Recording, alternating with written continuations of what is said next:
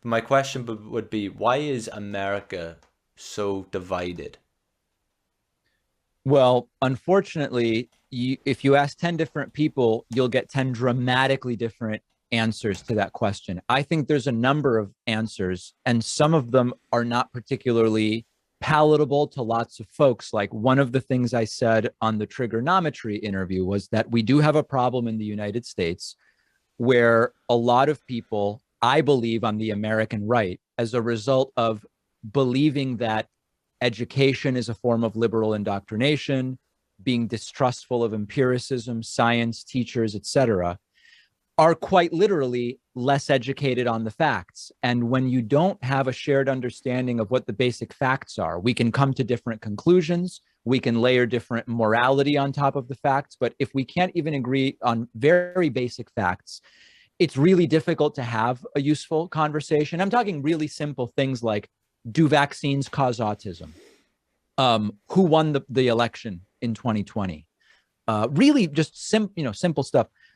When you lack that shared understanding, it's hard to have the good faith conversations. Where I do think in other countries, there is not in every country. I mean, in Argentina, there's a lot of lack of factual basis as well. But when you at least start with an understanding of the factual basis, the disagreements become much more productive in my mind. So I think that's one aspect. And it has to do with lack of funding for education. The Republican Party doesn't really like public education. Some want to eliminate the Department of Education, go in the charter and private and homeschooling model. This stuff has a real impact. So that's kind of like one piece.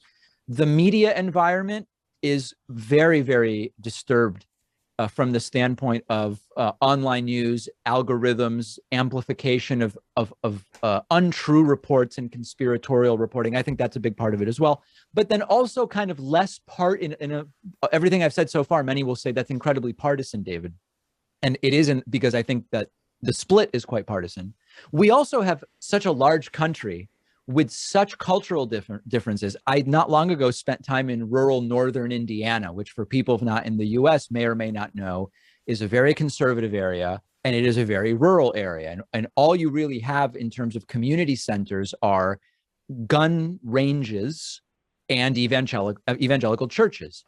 It makes sense that if that's your environment for your first 18 years, you will have a very different perspective when you are old enough to vote than someone who grows up in San Francisco, for example. So that's more of a geographic reality. And I could go on. I mean, there's so many different things happening.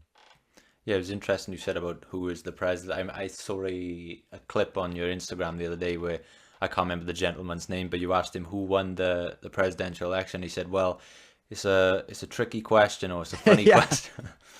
Yes. Yeah. Yeah. I mean, that how are we going to really have a conversation? How are we going to solve any problems when that is not even something we can all agree? Like, okay, Joe Biden won, and you might not like it. It's okay, but that's the person that won. It's very hard to have a conversation.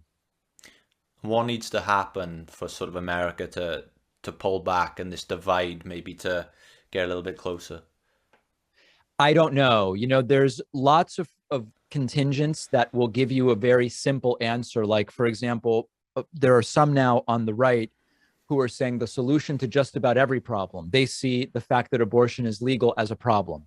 They see the fact that there are mass shootings as a problem, which so do I. But they will say the solution to all of these problems is you need more God. You need more faith, religious faith. You need prayer in school. That they say that's the solution. I don't think that that's the solution. In fact, you look at other countries that don't have a lot of the problems we have. They have much lower belief in God. So it seems like there's a very clear counterfactual there. I do think that, I mean, this is maybe a little too narrow for our conversation, but I think that not just education, but really specifically, we should be teaching critical thinking and media literacy starting somewhere between age 10 and 12 in every school. And there are lots of people on the political right who have fought that. They call it a form of indoctrination by the left. I call it the tools to think for oneself. And I believe that if we did that, I mean, it would take a generation, right? That's the problem. It takes a while for this stuff to have an impact. A lot of these problems would sort themselves out in that people would never fall for many of the things they fall for today.